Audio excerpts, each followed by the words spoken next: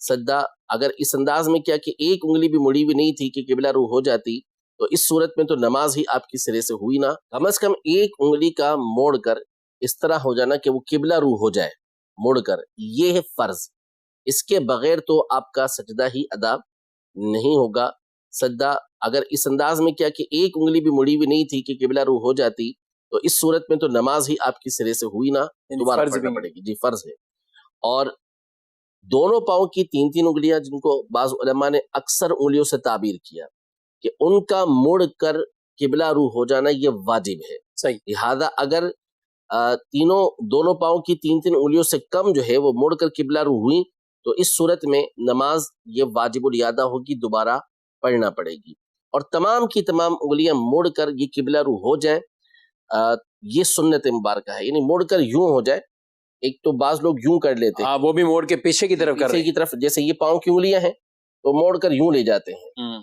تو یوں نہیں کرنا، بلکہ آپ کی انگلیاں یوں قبلہ، جیسے سامنے قبلہ ہے تو مڑ کر آپ کی یہ اس طرح ہو جائے. بعض لوگ یوں پیچھے کی طرف موڑے ہوئے ہوتے ہیں تو یہ صحیح نہیں ہوتا. صحیح. اور یہ جو آپ نے کہا، یہ دوبارہ رکھیے ہاتھ، اگر آپ یہ جیسے صرف کنارے اور یہ ٹچ ہو رہے ہیں، یہ کیا ہے؟ یہ نہیں ہوگا، یہ درست نہیں ہے. ٹھیک ہے. اچھا، اب چونکہ اب قبلے کی ہم بات کریں تو جیسے قبلے کی ڈائریکشن یوں ہے. صحیح ہے. اور اب میں صرف سمجھانے کے لیے کر رہا ہوں، ویسے تو جو ہمارے پاؤں ہیں اس کا تھوڑا سا وہ مڑتے ہیں، یہ نہیں مڑتی ہیں، تو وہ یوں مڑ کے آپ کے یوں ہو جائیں گے، مڑ کر اس طریقے سے یہ جو سرے ہیں آپ کے یہ قبلے کی طرف ہو جائیں گے.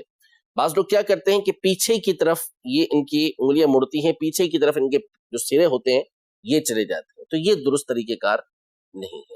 یہ مردوں کے لیے، عورتیں کیا کریں؟ عورتوں کے لیے نہیں، یہ مردوں کے لیے. عورتیں تو پاؤں وہ اپنا کسی بھی طرف نکالنا چاہیں، سیدھی جانب نکالنا چاہیں تو سیدھی جانب وہ نکال لیں. یعنی عورتوں پر انگلیاں لگانے کا نہیں، ان کا جو طریقہ کار ہے وہ مراسیل ابی داؤد کے اندر، اسی طرح سنن بیہقی کے اندر جو حدیث پاک ہے جو مرسل جید ہے اس کے اندر واضح طور پہ موجود ہے. انہیں تو سمٹ کا سجدہ کرنے کا یہ حکم دیا گیا ہے، تو اس میں تو پاؤں اس طریقے سے موڑنے کا کوئی تصور ہی نہیں ہے جو ان کی سجدے کا طریقہ کار ہے.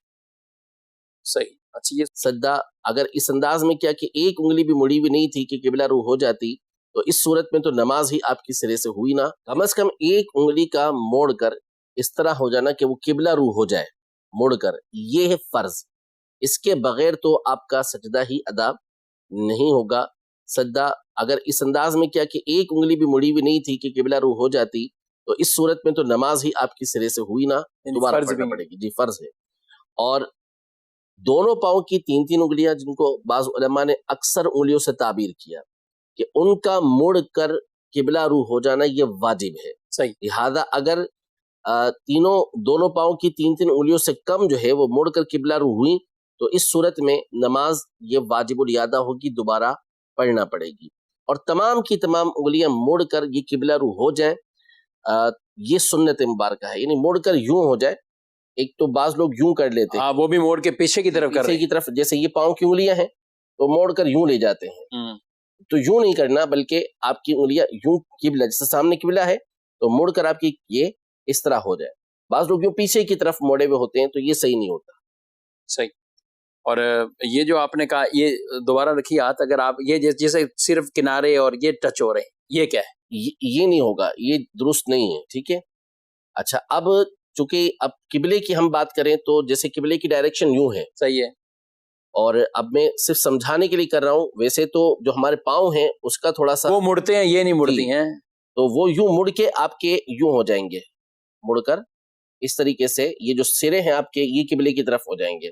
بعض لوگ کیا کرتے ہیں کہ پیچھے کی طرف یہ ان کی انگلیاں مڑتی ہیں، پیچھے کی طرف ان کے جو سرے ہوتے ہیں یہ چلے جاتے ہیں، تو یہ درست طریقہ کار نہیں ہے. اچھا، یہ مردوں کے لیے. عورتیں کیا کریں؟ عورتوں کے لیے نہیں، یہ مردوں کے لیے. عورتیں تو پاؤں وہ اپنا کسی بھی طرف نکالنا چاہیں، سیدھی جانب نکالنا چاہیں تو سیدھی جانب وہ نکال لیں. یعنی عورتوں پر انگلیاں لگانے کا نہیں، ان کا جو طریقہ کار ہے وہ مراسیل ابی داؤد کے اندر، اسی طرح سنن بیہقی کے اندر جو حدیث پاک ہے جو مرسل جید ہے اس کے اندر واضح طور پہ موجود ہے. انہیں تو سمٹ کا سجدہ کرنے کا یہ حکم دیا گیا ہے، تو اس میں تو پاؤں اس طریقے سے موڑنے کا کوئی تصور ہی نہیں ہے جو ان کی سجدے کا طریقہ کار ہے. صحیح.